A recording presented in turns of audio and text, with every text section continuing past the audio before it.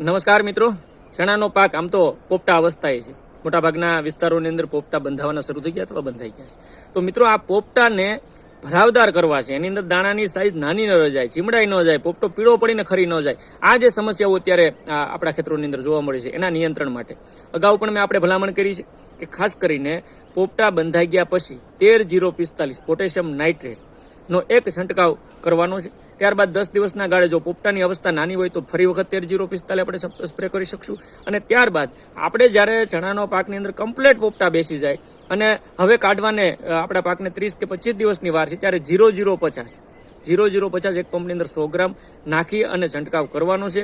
અને ત્યારબાદ જો અથવા એની સાથે કોમ્બિનેશન તરીકે બોરોનેટેડ કેલ્શિયમ નાઇટ્રેટનો પણ મિત્રો આપણે સ્પ્રે કરતા હોય, કારણ કે લિક્વિડ ફોર્મ અને વોટર સોલ્યુબલ ખાતર સ્વરૂપે પણ મળતું હોય બજારની અંદર, તો એનો પણ કોમ્બિનેશન કરીને સ્પ્રે કરશો તો પોપટા ભરાવદાર, વજનદાર અને આપણે ઉત્પાદન પણ ખૂબ સારું મળશે. તો આ બે સ્પ્રે છેલ્લે ન ભૂલીએ. અગાઉના કરેલી ટ્રીટમેન્ટની ઉપર આ છેલ્લી ટ્રીટમેન્ટ જે મેં કીધી એમ 0-0-50 બોરોનેટેડ કેલ્શિયમ નાઇટ્રેટના પણ સ્પ્રે આપણા પાકની અંદર કરીને સારું ઉત્પાદન લઈએ. Thank you.